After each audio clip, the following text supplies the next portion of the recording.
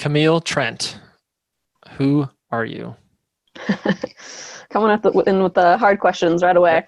But yeah, so I mean, what I say on my LinkedIn profile, how I introduce myself to the online remote world is I'm a mixture of like Phoebe and Monica. And the reason I say that is because I mean, quite literally, I wrote goofy songs in high school, not too dissimilar from Phoebe's compilations there. Right. And so I'm kind of like this, like all over the place creative, have that kind of spirit. And then on the other side of that, also as a kid, this is turning into like a therapy session already. But also as a kid, I would like throw this is going to make me sound like a psychopath. I would throw like board games like afterwards, like I would want to play with my sisters and we'd be having a good time. And then like as soon as I knew that I was like going to lose, I would just be like such a poor loser and get really competitive. And so there's a few times where throwing pieces or Very Monica boards. of you. Yeah, very Monica in that sense. And so and racquetball is actually a sport that I played in high school and a little bit in college, and some of that as well, some of the like throwing rackets and stuff. So I've I think matured like a little bit since then. I've like reined it in, but yeah, I kind of have this sort of like hyper competitive side, and then also this kind of like like very chill side. So it's kind of a funny combination in that like some people that meet me are like, you're the most like mellow person that I've met. And then in other circumstances, when people see me watching basketball or playing like a sport or a throwaway game, like they're like, you're crazy. And so yeah, it's an interesting mix. Yeah. And, I really think that it coincides well with your presence on LinkedIn and your content marketing and copywriting skills are, I think they're very apparent. I took notice right away. I think someone in my network liked one of your longer form posts, and I was like, okay, this person has like an actual take on LinkedIn, not a like, what are we supposed to say on LinkedIn sort of take. And so I started engaging with your post right away. I would say like you have a blend of weird, educational, and then insightful. You've helped me personally. So like, I know that you're not just like you actually can advise people like, here's what I think you should do on your profile and here are the right words to say. And even for someone that's pretty good at LinkedIn, I was like, wow, there's a lot I'm missing. So appreciated there. So I guess there are certain strategies that you follow for LinkedIn, for blog posts. Like what makes a great LinkedIn post, or let's just start with LinkedIn. Like what makes a great LinkedIn profile or a post? Like, let's go with posts because you seem to be dialed into how posts should be. Yeah. Well, so first off, I mean, what I would say is like, just experiment, right? Because I didn't just come in and was like immediately good. I think I had a few things going for me in that I had a copywriting background. I have like, all these harebrained ideas, but then it's always reining it in. So I think there's kind of two types of personalities, where there's the person that has all these ideas and can't put it together. Then there's the person that like thinks very like analytically and deep about things, but doesn't necessarily have like that volume, of ideas, and it takes the week for one thing, and so I think you got to find like a good crossover between those things. And so what I did, one of the first posts, I think the first like original post that I did was last year, beginning of this year, and I wasn't posting at that time. Like I just kind of knew that LinkedIn was a thing and that you could post on there. And so I had just come off like a failure, or at least a lot of things had gone wrong with this event that we were putting together. And I was just super relieved to have it done. And I was kind of like reflecting back on it. And so I wrote about that. And I think the beginning line was basically like, something will go wrong. And then I go into like, what are you going to do about it, kind of a thing. And it's not helpful to kind of look back on what went wrong and why it went wrong and who's to blame. And it's just, I think the leaders and like the people that are successful get beyond that. And they're like, okay, what do we do now? Like in other words, they're future thinking. And so that was just one of those things where I posted that did pretty well. And then of course I was like, oh, like this is easy, like I got this. And then of course, like the next few like weren't great, they were just fine. And so I was looking back and I was like, why did that work? And kind of what I came up with was, well, I had something to say. Like, that's what I keep saying to people, is that like, you have to have something to say. And how I started thinking about this is like an insight. And so how I talk about this is everybody sees the world a different way. So like the world may be static or absolute in some ways, but it's like relative to us, like how we interpret it. And so I think if you can like look around, and then like if me seeing the sky or whatever is going to lead to like a tangent in my brain that you would never get to, because you have different like life experiences. And so I just kind of started thinking about it that way, of like, what's my angle like in a specific field. So that's the other thing that people mess up, I think, is getting way too broad. Like if there's no guidelines, at least for me, like if I don't have rails, that's what I started thinking about. Like if I don't have rails, like I will go off the rails. You know what I mean? If I don't have guardrails, like I'll go off the rails. And that goes back to like my MBTI of just being more of the like idea person. And so I know that like if I don't rein it in, I'll never execute like any of those things. So once I put those things in place of like, okay, I'm only going to talk about marketing and copywriting and like personal development, those kind of like ended up being like my main things. So I'm going to kind of narrow it in that way. And then I'm kind of just going to like crowdsource like topics, crowdsource prompts is kind of how I think of them. And I think I didn't find this out right away, but afterwards I noticed that like if I just comment, if you're just in the feed and you comment on things that spark something in you, then that is just one way to come up with ideas. Like that's basically one strategy you can use for coming up with posts, is like, what's inspiring you? Like what are other people doing that you have a +1 on, like you have like an add-on to, and then you can actually validate that by commenting and seeing if other people respond to it, like seeing if other people comment on that or like that.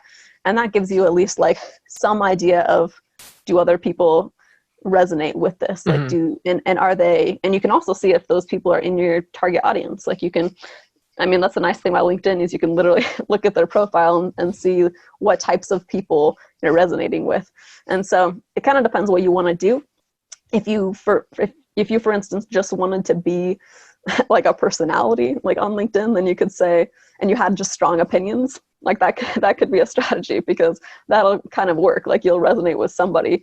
But if you're actually wanting to get leads out of it and you're wanting to grow a business out of it, which I think is, a better way to go, then you are going to need to get a little bit more narrow and know who your audience is, and then know what they want to hear about.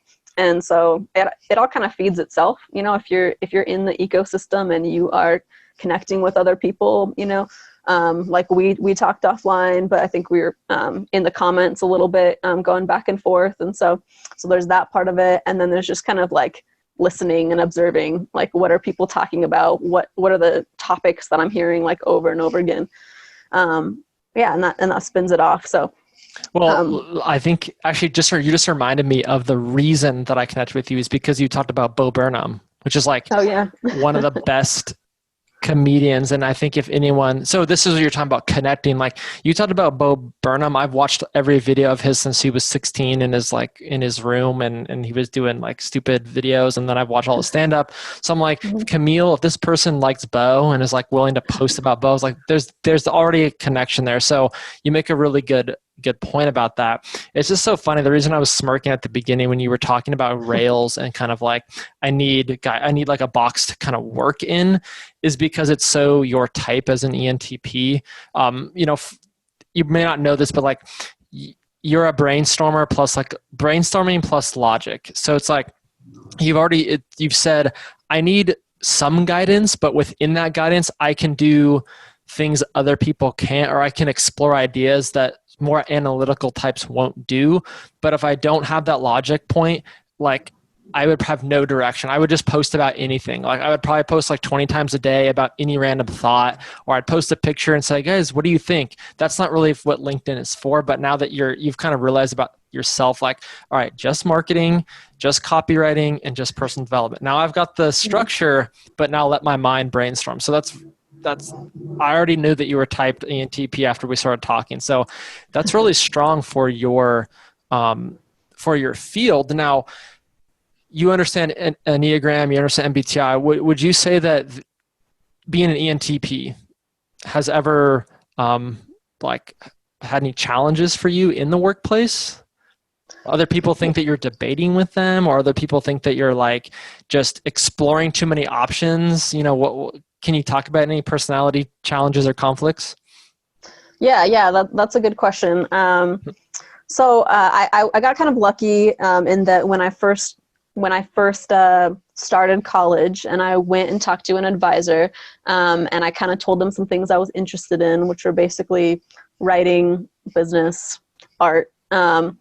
And I realize now that I wasn't that interested in art. I was interested in like the concepts like behind art, like in coming up with an idea. And so they pointed me in the direction of like advertising. And that I think was actually a really good fit, like right off the bat.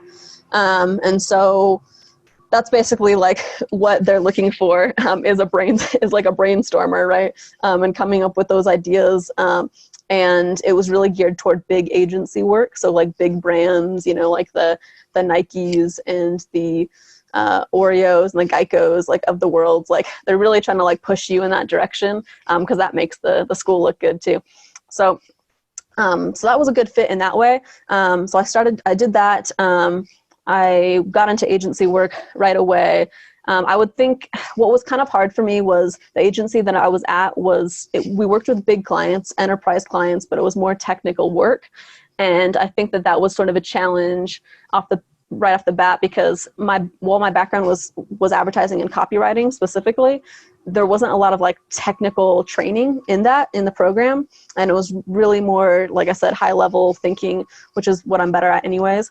And so it was a challenge like for me to learn editing, to learn editing, and then to learn like the more technical, like the grammar, like parts of writing and stuff. So I felt like everyone was better than me, everyone had more of, for the most part, the other writers had more of like an English or technical writing type background. And so, you just kind of have to find like your spot and like where you fit in all of that. Now on the other side of that, I'm like pretty obsessive, like about work, and then about just the way that I think in general. And so that can be helpful. It can be unhealthy, and it can also be helpful for something like this, right? Where in trying to kind of make up for that being sort of a weakness at first, I would like get obsessive about like trying to, and gamify, like trying to find like all the errors and things like that. And in some ways, sometimes I would find like these little things that people wouldn't find. But it was really like switching my brain to like a different setting. Like I had to go into a different mode, like to do editing. And that was a challenge right off the bat. And so I'm grateful for it, because I think most people in advertising don't get that opportunity. Like you are more thrown into come up with ideas, like come up with headlines, and it's and you don't get into the weeds as much. So I was grateful to have that early on to kind of round me out, because I think that's an inherent weakness, like in that sort of a MBTI. Mm-hmm. And opens up doors for other things later. The second thing is my other jobs were less, like my more recent job was less defined too. So they didn't have a marketing department until like my boss joined, and I joined like a few months later. And he was managing two departments, like the IT department and the marketing department. So, and we were grandfathered into some of these deals, like some of these contracts. And so there was just a little bit less structure as we were trying to build this thing, right? And so because of that, like I think I kind of floundered a few times in like, how do I prioritize? What am I supposed to be doing? And not having that structure like led me to try and figure that out. And ultimately, like it ended up being, because of that kind of logic side, like the numbers and like the performance type stuff, like where I was seeing traction. Basically, I was like, we're seeing traction here, like people are asking about this. Like I'm just gonna try and focus on those types of things because I know that those are leading to results, you know? So I think that's kind of the way to go with marketing in general, is that where people get, where people fail, or where people get trapped is there's an endless list of things that you can be doing for marketing, and that can work even too. It's not like there's one right way. And so, but there might be ways that are slightly better, like for your type of business and for your industry. And so it's kind of like homing in on those. Okay. So this is a question. I'm asking it for myself personally, but I am sure other people have this question. So, writing and then copywriting, what is the difference? Just writing a blog or like writing marketing material, like on your one sheet? What is copywriting versus just creative writing? Yeah. Well, so I've been asked this question a couple times now, so I'm starting to get my elevator pitch down for it. But essentially, sales is the difference, right? So you can write something well, like you could write this like beautiful, fiction novel, but you're not trying to sell somebody on something. It's not, it doesn't need to be persuasive. And so I think like if you think about, I think a more content writing is like journalism, like type style writing, and where you kind of take yourself and like your preferences and your opinion kind of out of it. And in some ways I think that copywriting like inherently has like your opinions or like at least a specific like voice to it, because ultimately like there are motives behind it, right? Like you are trying to like sell them on an idea. Now, like sometimes people will push back on me for that because it's not necessarily like a dollar sale, right? It's not like there's not necessarily money behind it. But I think always you're trying to sell somebody on an idea, like on your point of view, or on, clicking this button for this webinar or subscribing to this newsletter. Like usually like you're wanting them to take action. And so maybe that's another way of saying it, is that copywriting, you are leading somebody to take action, whereas like with writing, you might just be trying to feed somebody information, or trying to get people to, think about, reflect on things a certain way. And so the analogy that I've really been liking, that I said the other day, kind of off the cuff, was on a book. I actually think like any given book, I kind of think that the cover and even like the back cover are copywriting, and then like the contents of the book, like you could say are content writing, right? Because it's that whole, it's that whole like, it's a whole judge a book by its cover thing, right? Is that like, I don't remember where I heard this, but that there have been books that like didn't sell well, and then they retitled it and basically like remarketed it, and then they sold. You know what I mean? And so there's plenty of things like this too. It's another way to rebrand, right? Like the Old Spices of the world, right? They're just kind of like slapping on like a new a new label basically, right? And like a new kind of like voice to it, and then all of a sudden it's a completely like different thing.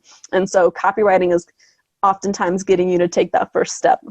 And you've probably heard this advice a lot. I've heard like Dave Gerhardt and other people say this, but basically the point of copywriting is to get somebody to read the next line. Like the purpose of the first line is to get them to read the next line. Purpose of the next line, you know what I mean? So it's all of that to get them to take action. I'm kind of on the fence about that, because I think you could say the same thing about content writing, right? Like you want someone to finish your book, but I think there's a little bit more direct response to copywriting in general, where it's you need that kind of like immediate action. Okay, I feel like what you're talking about is there's a super fine line. If you go with the if you believe in the methodology that you just talked about, which is getting them to read the next line, there are tactics that like are some disingenuous, or it's like, the 5 spacing technique, where it's like, I was 20 years old, and then it's like, read more. And it's like, okay, this is like I do not believe that Clickbait. is what? Clickbait. Yeah. The bait stuff, where it's like, is that not what I like to see on LinkedIn? In terms of like, I just want you to click more so that like the algorithm picks it up and all that, which is, I can tell some people have like copy pasted that template. So that's what you're talking about. Yeah, so let me lay out. So that's a really good point. So let me dig into it a little bit more because I think when you do it best, it's when you're thinking about long term and short term, right? Where you want them to read the post, but you also want to protect your brand, right? You want to protect like your voice and stuff. And so I'm gonna interrupt you. What do you think about the concept of mind share? Have you heard of it? I mean, yes, but let me hear your take on it. Well, basically just that we all have a certain thought. Like when you say car safety, like instantly we think of like crash test dummy, and then we think of like Mercedes or we think of Subaru. So it's like that seems like the goal. That's like I always think about that. When people think MBTI, do they think Joe or do they think somebody else? And like that's what I read this concept and I was like, that's what I'm going for, because that's like when I hear branding, what I'm really thinking is capturing mind share. So like for you, if people are like, who's a really good B2b copywriter? If they're not thinking Camille, then you suck. Or you're so new that they don't know you yet. But what I'm saying is I like that concept because brand like has such a broad term. What's your brand? There's different brand marketing, brand whatever, and like, what do you think about that in terms of, is that what your interpretation of mindshare is? And should we all be trying to capture our niche? Yeah, I mean, I think it's always good to think about like how big is the market, you know, like how big is like the potential for clients, and then how much of that space, do you occupy? I think that is how I think about it, and I think that is probably how you should think about brands in general, right? Is that like, where do we rank in the minds of like our consumers or the audience in terms of copywriting, right? Or in terms of like consulting or whatever it is. How, you know, if I were to send them a survey ranking me like, how good of a copywriter do you think that, you know, I am? Or even like list, you know, the top 5 copywriters that you know, and seeing if you come up in that list. And so, so that's why for copywriting in general, it is a delicate balance, right? Of like, you do want people to be consuming your content. And if for somebody to consume your content, you have to grab them in the first couple lines. Like people have a short attention span, especially now. And so, but I think that you don't want to do certain actions specifically for that. Like there are certain things that you don't want to sacrifice in your brand, right? That are just like not worth it. Like I would rather people skip a few posts or whatever and not read literally everything than like sacrifice like my authenticity or my brand, right? And so, and the other interesting thing that you mentioned was, so Bo specifically, right? This is another thing that people building a personal brand have to think about, of what you're willing to lose. And I think that you need to be willing to lose something to gain something. And what I mean by that is there are some people that either don't know who Bo Burnham is, or, you know, don't like him, right? And so, you know, so that's going to turn like those people off, or I'm either going to lose those people or it's going to like kind of turn them off. And so, you know, so you have to kind of like think about that as well. Like who am I willing to lose to be able to get the people that I really want to work with? I mean, that's one way of thinking about it. Another copywriter on one of my last posts said kind of the same thing, which I thought was a really fun story of basically he's had DM conversations that start with like, what's your favorite Star Wars movie? And then end with like, I'm excited about our Zoom call, you know? So he's basically gotten clients like through his interests, like rather than his like skill set, or maybe they're reaching out about copy, but it was the fact that he's good at copy and also loves Star Wars. But that was kind of like that space in the Venn diagram, you know? Yeah. What are some tips I guess you can give to the audience, you know, without giving away everything? I would just say profile. I'm not necessarily talking about LinkedIn or blog posts or web presence, things like that, but basically like, what are some tips to increase people's online presence? Is it like making sure they have a LinkedIn that also they have a newsletter that's also tied to a blog post, so they have kind of like a trifecta of engagement? Or what would you say? Just go ahead, brainstorm with me. Yeah. I mean, so I can talk to my own experience of the things that I've noticed that people reach out to me about. And I would say kind of in order at this point, it's mostly content. And so I do think that it's important. I know I'm going to get to the profile part as well, but it is important to like be putting out that constantly for them to even click on your profile, because the only ways they can get to your profile are keywords. So copywriter, let's just put that out there. Someone could be searching that, content writer, things like that. So they can find you that way, but there's no connection there. And so the other way to do that is with your content, and then that resonates with them, and then it's just an easier sell because they already know you to some degree. So content, and then the about section. So I've like specifically had like job opportunities like from my about section, and people being like, wow, this is the best one that we've seen. But that didn't happen like immediately. Even with my copywriting background, I still fall into traps sometimes of like, my old version was like super long. I was like, I need to describe like how, my journey and like how I got here, and I need to tell them about every single job. And so, because I thought it was an interesting story, but most people, don't have the time, don't care about your life story. And so it's kind of like, if I'm breaking down what I was doing, it's like, how can I show personality and show who I am in like a sentence? And that's kind of what I do, like with the first sentence of like, so you can get like a baseline of what type of a person that I am. And I think something like MBTI like helps with that. If you start out the conversation like that, they're like, oh, okay, I know the type, like literally the type. And then the next things are like, okay, how can you help me? And that needs to be pretty close to the top as well, of like, I know you, and I'm going to demonstrate that I know your problems by outlining them. Like, you're struggling with this. This is how I help this with X, Y, and Z. And you demonstrate that you have a proven, simple process. Like they can picture what it would be like to work with you. So I think that's kind of like for the middle section, and then for the end, the call to action, right? Like all good copywriting is to lead somebody to action, right? And so you say, how you can get a hold of me, what to do next. It's a little bit easier, I think, on LinkedIn because there is an obvious, people already know how to contact you. They know how to like message you and that. But I do think that it's nice when people have like a calendar link or they have their email, that sort of a thing, what to do next, basically. Now the other things are, headline. I haven't spent as much time with this, but I think if you are a freelancer or if you own your own business, that I think the best structure is when you have kind of a hook. So an example of that, one of the best ones that I've seen was yesterday I saw the Meryl Streep of copywriting and it was a guy too, which made it fun. And so I immediately like clicked on that and was impressed. And then another one that I've seen was like, would you go to a 2.7 star dentist or whatever? Like that was their kind of like hook there. And so I think anything that kind of like piques somebody's interests, because that's like, you have a small, like tiny, like little sentence that actually shows up like in the feed. And so you kind of have to consider that, like check and see like how you actually show up.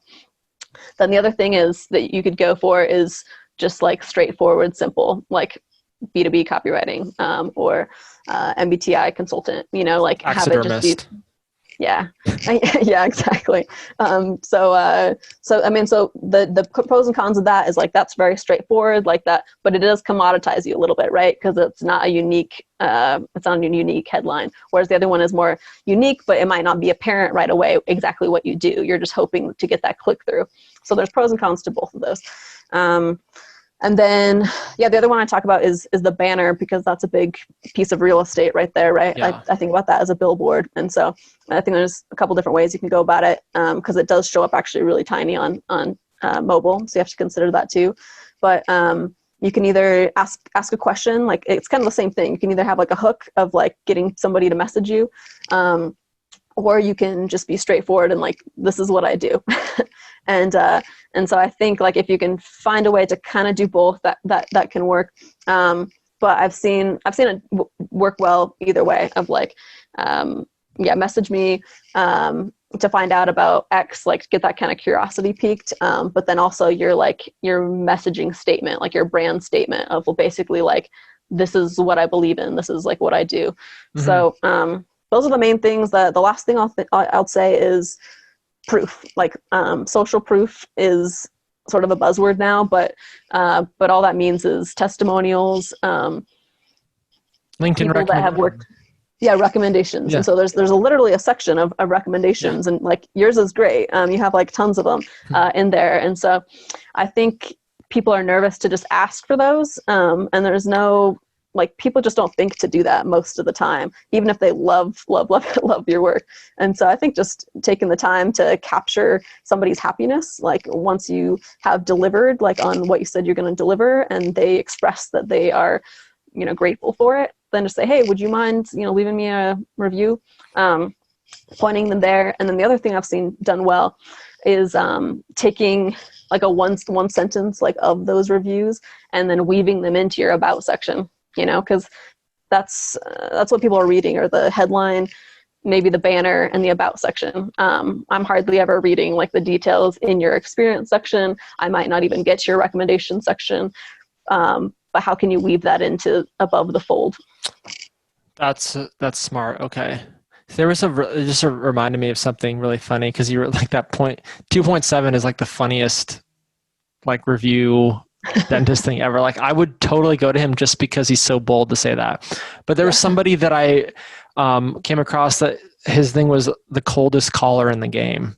And I was like, that is the funniest thing ever, because there's so many salespeople talking about cold calls are dead or cold calls aren't dead, and just labeling yourself the coldest caller does like it's such a play on words. It's like, does that mean that you love cold calls, or like you will cold call like people through the phone book? Like how cold is it? Like it's just, that's such a funny thing. Like I want to hire that SDR. So I get what you're saying is like that guy's brand, you know it, and like I don't even have to read where he ever worked. I just know what he's about. So I think if you can get to the levels that you and I've kind of just talked about, you've nailed your, like, I have to know what this person's about.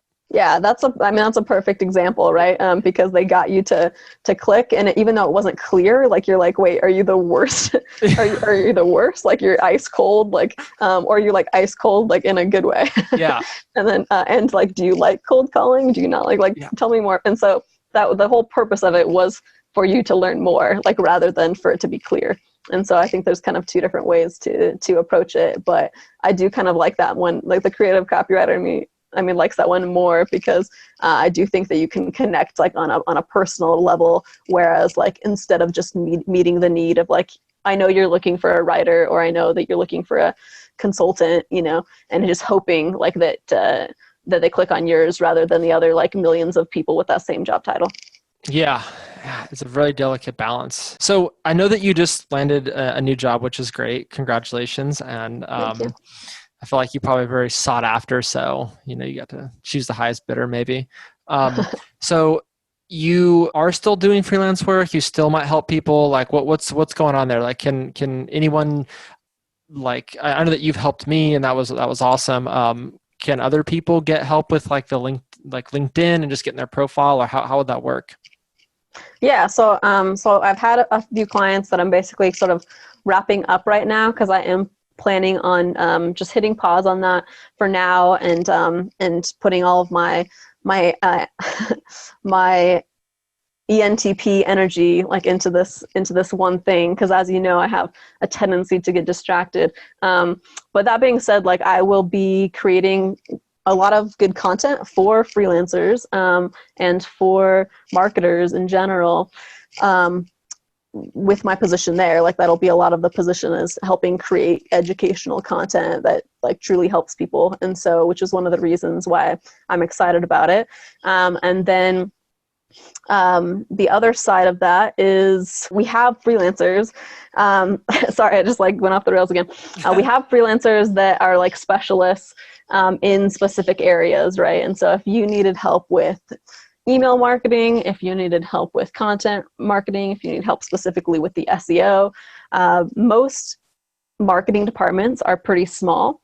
And so a lot of times like they'll have generalists in those positions so that they can do a little bit of everything and have kind of like that dynamic approach to things. And so I think where they need help a lot of times is like with either kind of like one-off projects, or, you know, projects that are like 3 or 4 months, like transitional type things or campaigns.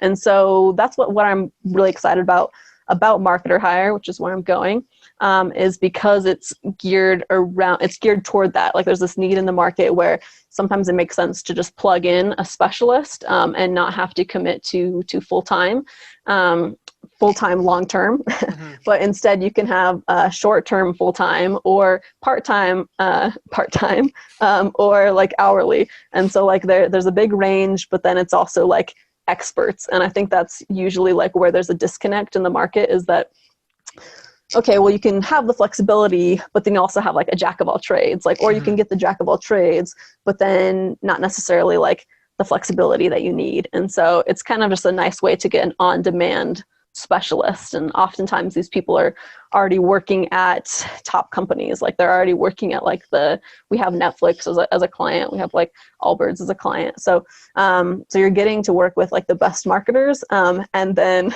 a lot of marketers either have a similar personality to me, like in that they have kind of this like creativity, or even if it's not an ENTP, like they have kind of this like need to do a few different things at once and satisfy like a different sides of their brain. And so that's where it makes sense too, is that we were finding that even though they were satisfied and happy with their jobs, like sometimes like they just wanted a side project as well. Like they just want something else to do. And so it's a good platform for both the freelancer and then also these marketing teams that are in kind of growth mode.